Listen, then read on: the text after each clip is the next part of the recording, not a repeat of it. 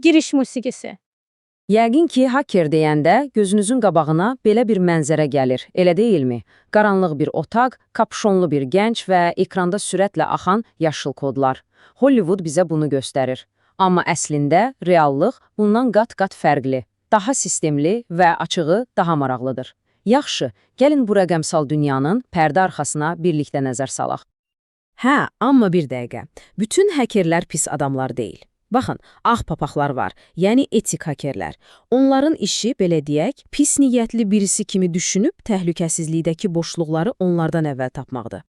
Yəni, məqsəd qətiyyən zərər vurmaq deyil. Tam əksinə, bu sırf müdafiə məqsədi daşıyır. Təsəvvür edin ki, onlar rəqəmsal bir qalanın mühəndisləridir. Divarlardakı çatları axtarırlar ki, düşmən gəlmədən təmir edilsin. Yaxşı, bəs işə nədən başlayırlar? Hər şey bir növ detektivliklə başlayır. Kəşfiyyatla. Bu mərhələdə hələ ki hədəf sistemə heç toxunmurlar. Sadəcə ictimaiyyətə açıq olan məlumatları yığırlar. Eyni ilə bir detektivin şübhəlinin evinə girmədən kənardan müşahidə aparması kimi bir şey. Bilirsiniz, internetdəki hər bir ünvanın, hər bir IP-nin arxasında real bir sahibi var və whois deyilən sadə bir əmr var ki, bu sahibin kim olduğunu öyrənmək üçün inanılmaz dərəcədə güclü bir alətdir. Gəlin baxaq, məsələn, bu əmri işə saldığımızı təsəvvür edək. Terminala yazırıq whois 194.27.72.88. İlk baxışdan bu rəqəmlər sizə heç nə deməyə bilər, amma gözləyin. Və budur. Nəticə gəldi. Bir an öncə heç bir məna kəsb etməyən o rəqəmlər indi Hollandiyadakı konkret bir təşkilata, RAIB şəbəkə koordinasiya mərkəzinə aiddir. Artıq bir ipucumuz var. Kəşfiyyat puzzlının ilk hissəsi tapıldı. Deməli, növbəti addım nədir? Şəbəkənin xəritəsini çıxartmaq. Bunun üçün də DNS qeydlərinə baxırlar. DNS-i internetin telefon kitabçası kimi düşünə bilərsiniz. Bir şirkətin hansı serverləri var, bloqu, e-poçtu hardadır, bütün bu məlumatlar üçün əsl xəzinədir. DNSMap kimi bir alət işə salınır və o, həmin o telefon kitabçasını vərəqləyib, subdomenləri tapır. Məsələn, baxın, blog.lifeover.net kimi bir ünvan tapılır. Bəlkə də bu blog köhnə bir proqramla işləyir və daha az qorunur. Hər tapılan belə bir detal potensial bir giriş nöqtəsi deməkdir. Yaxşı, kəşfiyyat bitdi, əlimizdə ilkin məlumatlar var. İndi ikinci mərhələyə keçirik. Aktiv skan etmə. Artıq kənardan baxmırıq. İndi, belə deyək, binanın qapılarını, pəncərələrini yoxlayırıq, görək hansı açıqdır. Bu işin kralı şübhəsiz ki, Nmap alətidir. Onun işi çox sadədir. 3 addımda işləyir. 1. Hədəf kompüter oyaqdırmı? 2. Onun hansı qapıları, yəni portları açıqdır? Və 3. O açıq qapıların arxasında hansı proqramlar işləyir və ümumiyyətlə bu kompüterin əməliyyat sistemi nədir? Məsələn, baxın bu əmrə. Nmap -o və hədəfin IP ünvanı. Buradakı -o parametri Nmap-ə deyir ki, get və o sistemin əməliyyat sistemini təxmin et. Bu çox vacib bir məlumatdır. Çünki biləndə ki, qarşındakı sistem hansıdır, ona uyğun hücum planı qura bilirsən. Və budur, nəticə gəlir. Hədəf sistem OpenBSD 3X işlədir. Bax, bu o aha anıdır. Artıq kör-körana axtarış yoxdur. İndi hacker bilir ki, məhz OpenBSD-nin bu versiyasına aid hansı zəifliklər var və birbaşa onları yoxlaya bilər.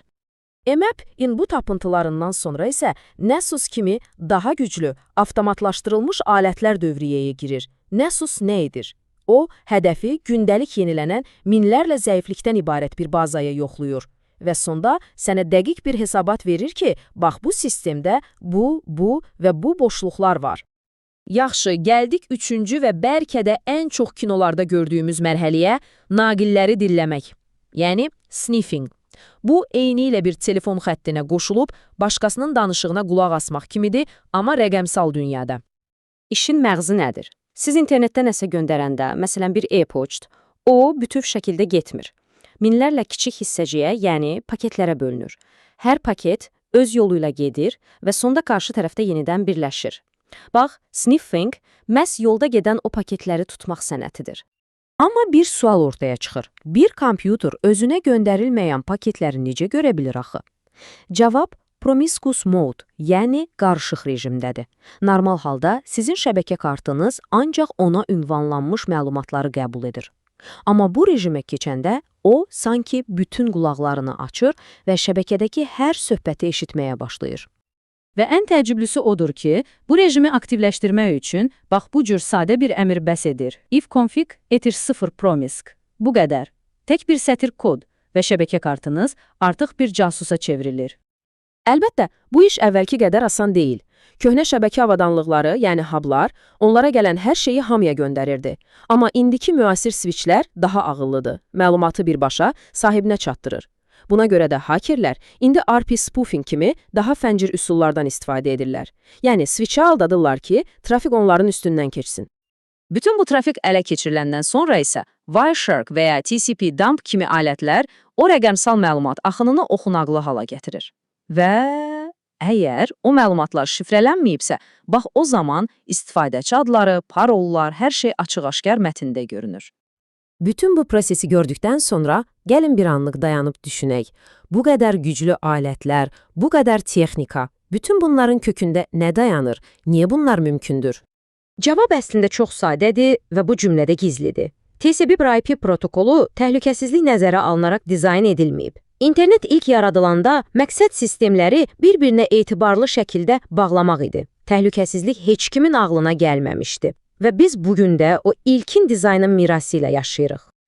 Və sonda gəlib çıxdığımız ən vacib nəticə budur. Bütün bu danışdığımız alətlər, Nmap, Wireshark, bunlar sadəcə alətdir. Nə yaxşıdılar, nə də pis. Bir çəkic kimi. Onunla evdə tikmək olar, kiməsə zərər də vurmaq olar. Ağ papaqla qara papaq arasındakı yeganə fərq niyyətdir. Bütün bunları biləndən sonra adamın özünə verdiyi bir sual var. Əgər sistemləri araşdırmaq bu qədər mümkündürsə, bizim hər gün istifadə etdiyimiz rəqəmsal həyatımız əslində nə qədər təhlükəsizdir? Bu barədə bir düşünün.